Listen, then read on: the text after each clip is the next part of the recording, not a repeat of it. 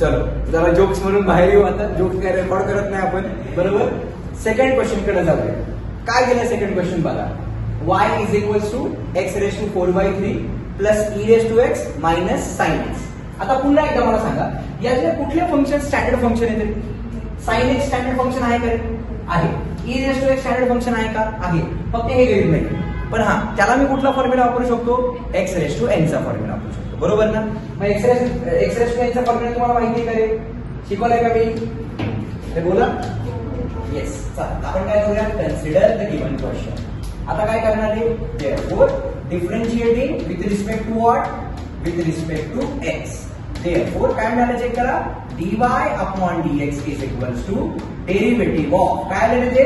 X raise to 4/3 plus derivative of e raise to x minus काय आलेलं ते? Derivative of sine x. लक्षात घ्या, साइन एक्स चा डेरिव्हेटिव्ह कॉस एक्स कधी असतो? ज्यावेळी आपण with respect to x differentiate करतोय तेव्हाच. जर मी तर म्हणलं की साइन एक्स चा derivative with respect to y काय, तर तो कॉन्सेप्ट चेंज होता. साइन एक्स चा derivative with respect to x हा कॉस एक्स असतो. मला काय म्हणायचं कळलं का?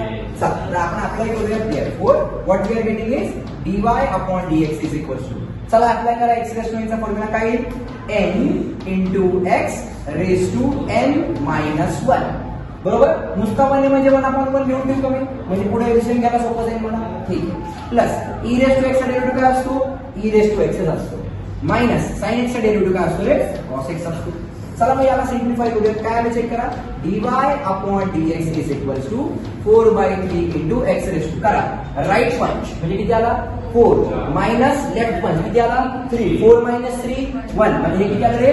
1/3 आले, बरोबर. प्लस पुढे किती आलं? E raise to x minus cos of x, बरोबर. येत आपण यालाच आन्सरला बॉक्स करू शकतो. पण अजून एक कॉन्सेप्ट तुम्हाला शिकवतो की तुम्ही या पर्टिक्युलर एक्स इथे बघा, मी या टर्म बद्दल बोलतोय. कशाबद्दल?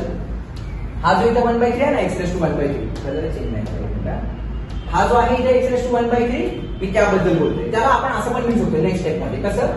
एक्स रेस टू 1/3 याला आपण कसं लिहू शकतो? It is cube root of x.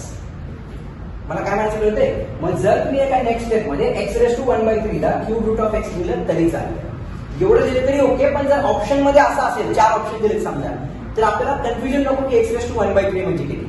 X raise to 1/3 म्हणजे किती असतं? It is cube root of x. या आन्सरला मी बॉक्स करणार and this is what is my required solution. हे सगळ्यांना कळालं तरी नक्की? शुअर? ओके. डन.